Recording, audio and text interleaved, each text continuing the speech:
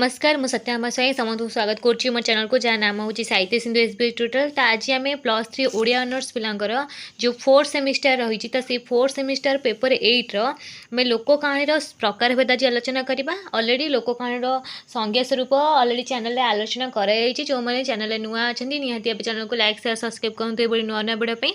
तो आज से ओडिया लोक कहानी विवाहीकरण देखा प्रकार भेद। तो चलते वीडियो आरंभ करवा। तो आम क्वेश्चन रही जे ओडिया लोक कहानी प्रकार भेद निर्णय कर अथवा आसपे ओडिया लोक कहानी विभागीकरण दर्शाए नचेत ओडिया लोक कहानी परिसर व्यापक एवं विभिन्नतापूर्ण प्रतिपादन कर। ओडिया लोक कहानी परिसर व्यापक एवं विभिन्नतार पूर्ण यह प्रतिपादन कर किंबा जनश्रुति को नहीं लोक कहानी रूप विवाह परिपूर्ण आलोचना कर। ये समस्त क्वेश्चन गोटे आंसर हम। तो आम लंग क्वेश्चन देखा जहाँकि उत्तर सह आलोचना करवा पे जानीपर। तो प्रथम पाराग्राफ देती कहानी साधारणतः एक स्रष्टार मानसिक संतान होता है। स्रष्टा कहले जी आमर ये लेखक। पुराण ठारू इतिहास पर्यंत प्रत्येक पृष्ठभूमिर कहानी पछरे स्रष्टार कल्पना प्रवणता अल्प बहुत अनुभूत हुए।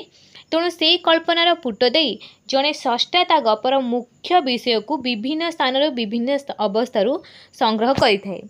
यही मर्मरे विचार कले देखा जाए ओडिया लोक गपर परिसर खूब व्यापक। लोक कहानी को आलोचक माने विभिन्न दृष्टिकोण आलोचना करी यार केतक विभागीकरण करिसेंती।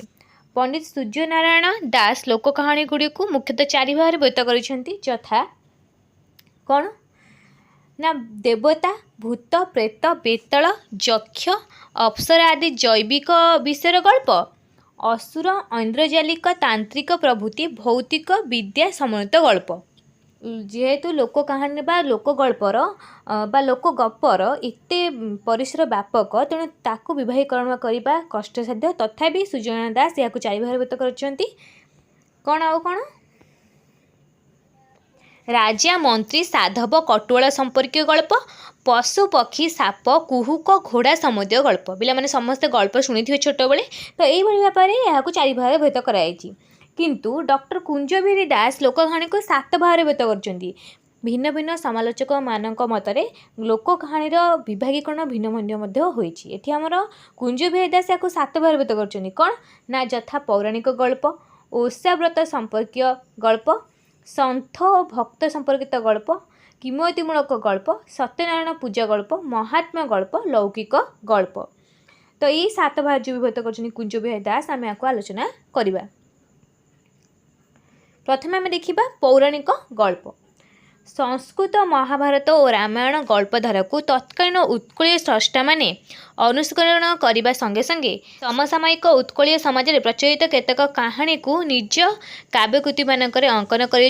तेबे हरिश्चंद्र कथा शिव चरित्र कथा जतिक पौराणिक कहानी जहाँकि रामायण महाभारत आसमी हरिश्चंद्र कथा शिव चरित्र कर्णक पुत्र बलिदान बामन को भूमि भिक्षा तापर प्रह्लाद रचित सीता वनवास दमयंती स्वयंवर सावित्री सत्यवान कहानी एकलव्य गुरु दक्षिणा दान ध्रुव चरित सुदामा दारिद्र्य भंजन कृष्ण का बाल्यलीला उषा अनिरुद्ध कथा किचक बध भीम बकासुर आदि पौराणिक कहानी ओडिया लोकनाटक मानक अभिनीत होइतिबा बेस लोकप्रिय हो पारिछि।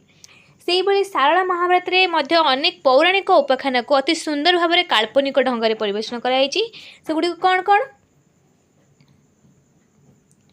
कौन ना बरदायक ब्राह्मण कथा शशक शृगाल सिंह गल्प सिंह शार्दूल शृगाल नकुल गल्प तुलामुहा कांक तुलसी बण बाघ अलसुआ कथा आदि लोकप्रिय उपाख्यान गुड़ी सादास पूर्ण पृष्ठर ग्रहण कर अति चमत्कार भाव में लौकिक शैली में परिवेशन कर। नेक्स्ट कौन ना ओषाव्रत कथा। ओषाव्रत संपर्क में डॉक्टर कुंजबिहारी दास का मत थिला प्राप्ति सौभाग्य प्राप्ति धन संपद प्राप्ति प्रभृति ओषाव्रत कथा। सी गला आमर पौराणिक आख्यान बा कहानी ये आमर ओषाव्रत कथा। आम विभिन्न प्रकार जो ओषाव्रत करूँ तो सब बही पढ़ा जाए। से बही आम देखा कि कहानी थाए जमीक आमर समस्त खुदुरुकुणी ओषा करुवे तो आम तपई गीत कह जाए। तो से भाई कहानी सब रही आमर ओषाव्रत कथार ताकू लोक कहानी आख्या दि जाए। लोक जीवन आध्यात्मिक चलनी ईश्वर विश्वास को केन्द्र कर गढ़ी उठी ओषाव्रत संपर्कीय कहानी। एपरी कहानी देवादेवी भूमिका मुख्य କାହାଣୀ ସ୍ଥଳରେ ଓଷାବତରେ ପାଳନ ବିଧି, ଓଷାବତର ମାହାତ୍ମ୍ୟ ବର୍ଣ୍ଣିତ। ଏହା ବ୍ୟତୀତ ଲୋକାଚାର, ବିବୋଧ, ଈଶ୍ୱର ବିଶ୍ୱାସ ଓ ନିରାମୟ ଜୀବନଯାପନରେ ହିତକଥା ବର୍ଣ୍ଣିତ। ବିଭିନ୍ନ ଓଷାବତ କଥାଗୁଡ଼ିକ ଭିତରେ ଆମର ଅନନ୍ତ ବ୍ରତ କଥା, ନାଗର ଚଉଠି। ତ ଆମର ଏ ଯେଉଁ ଲୋକ କାହାଣୀ ରହିଛି ଓଷା ପାଳନ ବିଧିରେ ବିଭିନ୍ନ ପ୍ରକାର ଲୋକାଚାର, ବିଭୁବୋଧ, ଈଶ୍ୱର ବିଶ୍ୱାସ ନିମନ୍ତେ ବିଭିନ୍ନ ପ୍ରକାର ଷ୍ଟୋରି ରହିଛି ବା କାହାଣୀ ରହିଛି। ଯେମିତି ଅନନ୍ତ ବ୍ରତ କଥା, ନାଗର ଚତୁର୍ଥୀ, ଆମର ଯେମିତି ନାଗର ଚତୁର୍ଥୀ ପୂଜା କରାଯାଏ ସେ କାହାଣୀ ରହିଛି, ତା'ର ବହି ରହିଛି, ପଢ଼ାଯାଏ। ଖୁଦୁରୁକୁଣୀ ଓଷା କଥା ମୁଁ ବର୍ତ୍ତମାନ କହୁଥିଲି ଯେ ଆମର ସୁକୁତୁଣୀ ଓଷା, ଗୋଟେ ହେଇଛି ଜହ୍ନି ଓଷା, ଖୁଦୁରୁକୁଣୀ ଓଷା। ତାପରେ ନେକ୍ସଟ 3 ନମ୍ବର କ'ଣ ନା ସନ୍ଥ ଭକ୍ତ କଥା। ଯେମିତି ଆମର ବନ୍ଧୁ ମହାନ୍ତି, ମଙ୍ଗଳ ଗୌଡ଼, ଜୟଦେବ, ଗୀତା ପଣ୍ଡା, ବିଲୁ ମଙ୍ଗଳ, ସାଲବେଗ ଆଦି ବହୁ ସନ୍ଥ ଭକ୍ତଙ୍କ ଜୀବନରେ ଅଲୌକିକ କାହାଣୀକୁ ନେଇ ଅନେକ ଗଳ୍ପ ସୃଷ୍ଟି ହୋଇଛି। ଏଗୁଡ଼ିକ ହେଉଛି ଆମର ସନ୍ଥ ଭକ୍ତ କଥା। ତାପରେ ରହିଲା କ'ଣ ନା କିମ୍ବଦନ୍ତୀ କଥା। କିମ୍ବଦନ୍ତୀ କ'ଣ? ଇତିହାସ ବା କିମ୍ବଦନ୍ତୀକୁ ନେଇ କିମ୍ବଦନ୍ତୀ କଥା ସୃଷ୍ଟି ହୋଇଛି। ଯେମିତି ଶିବେଇ ସାମନ୍ତରାୟ ଦେଉଳ ତୋଳା କଥା, ଜଗନ୍ନାଥ ମୂର୍ତ୍ତି ନିର୍ମାଣ, ଧବଳେଶ୍ୱର ନାଁ ନିର୍ମାଣ, ଧବଳେଶ୍ୱର ଦିଅଁ ନିର୍ମାଣ, ରାମଚଣ୍ଡୀ କଳା ପାହାଡ଼ କାହାଣୀ, ପୁରୁଷୋତ୍ତମ ଦେବ ଓ ପଦ୍ମାବତୀଙ୍କ କାହାଣୀ, ମାଣିକ ପାଟଣା କଥା, ସାକ୍ଷୀ ଗୋପାଳ କଥା, ନୀଳମାଧବ କଥା, କାଳିଜାଇ କଥା। କାଳିଜାଇ କିମ୍ବଦନ୍ତୀ ଦେଖିଥିବେ। ଲୋକ କିମ୍ବଦନ୍ତୀ, କିମ୍ବଦନ୍ତୀର ଅର୍ଥ ହେଉଛି କେହି କେହି କୁହନ୍ତି, କିମ୍ବଦନ୍ତୀ ବା ଲୋକମାନେ କୁହନ୍ତି। ତ ସେଇଭଳି ସବୁ କିମ୍ବଦନ୍ତୀ ଆମର ଦେଖାଯାଏ ଓଡ଼ିଶାରେ।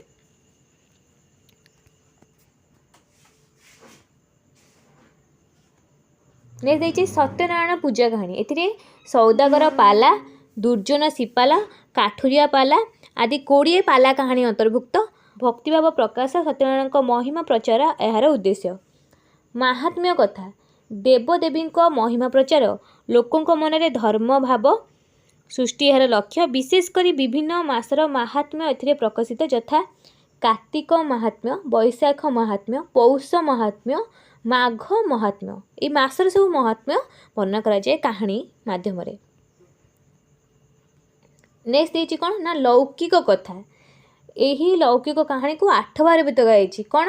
ଉପଦେଶାତ୍ମକ କାହାଣୀ, ଦେବତା ଅସୁର ଭୂତ ପ୍ରେତ ରାକ୍ଷସ କାହାଣୀ, ଚୋର ଡକାୟତ ଠକ ଓ ଶଠ କାହାଣୀ, ପଶୁ ପକ୍ଷୀ ସର୍ପ କୁମ୍ଭୀର ମାଛ ଇତ୍ୟାଦିକୁ ନେଇ କାହାଣୀ ସୃଷ୍ଟି ହୋଇଛି।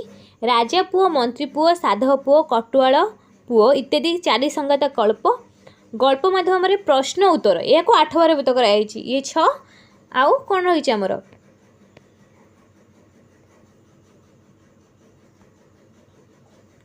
ନୀତିମୂଳକ କାହାଣୀ, ବ୍ୟଙ୍ଗ ଓ ହାସ୍ୟରସାତ୍ମକ କାହାଣୀ। ଏହା ଭିତରେ ଲୋକ କାହାଣୀକୁ ଆଉ କେତେ ଭାଗରେ ବିଭକ୍ତ କରାଯାଇଛି, ଯଥା ଜୀବଜନ୍ତୁ ଭିତ୍ତିକ କାହାଣୀ, ପଶୁପକ୍ଷୀ ସରୀସୃପ ଏହି କାହାଣୀର ଚରିତ୍ର। ଯେମିତି ସିଂହ, କିଛି କାହାଣୀରେ ଆମର ପଶୁପକ୍ଷୀମାନେ ଏମିତି କ୍ୟାରେକ୍ଟର ଥାଆନ୍ତି, ଯେମିତି କଥାବାର୍ତ୍ତା କରନ୍ତି, ତାଙ୍କର ମଧ୍ୟ ଚରିତ୍ର ଥାଏ।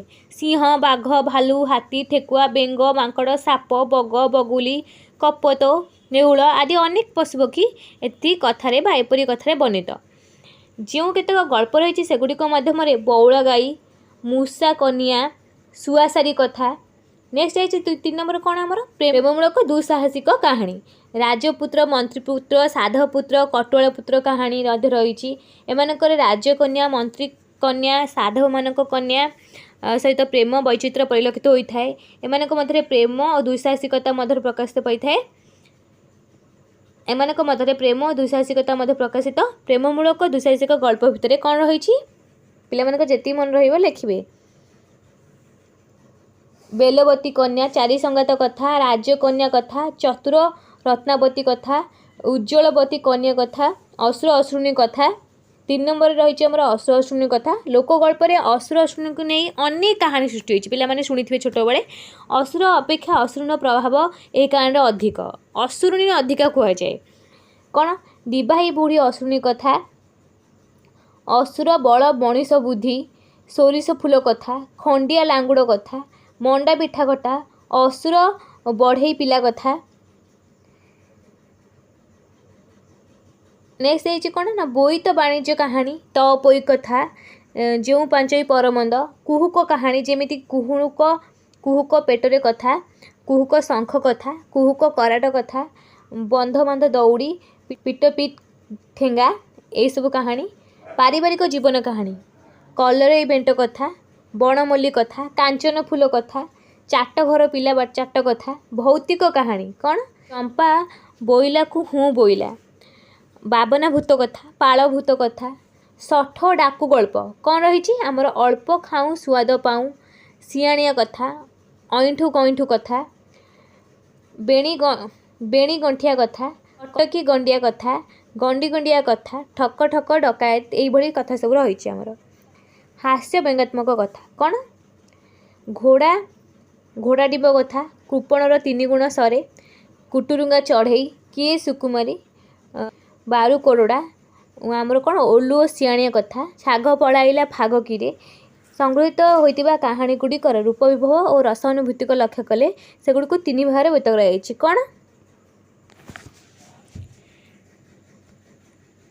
3 भाग मात्र ये गोटे आड कर 4 नंबर कौन ना सामाजिक ऐतिहासिक अलौकिक आउरला पौराणिक आध्यात्मिक जीवन में विभिन्न अवस्था दे गति करने समय कहानी स्रष्टा जो सब विचित्र अनुभूतिर अधिकारी होती से विभिन्न भाव में लोक कहानी रूप प्रदान कर कहानी कहले कौन आमर कल्पना भित्तिक जो जो जो परिवेश परिस्थिति दे अवस्था लोक मैंने गति कर परवर्ती समय गोटे कहानी रूप दियंती किसी कल्पना मिश्रित चरित्र को नहीं जहाँकि लोक कहानी तो ये थे आमर लोक कहानी प्रकार भेद तब नेक्स्ट वीडियो लोक कहानी अन्य सब विभाग देखा तो आज भिडियो रखुची नमस्कार।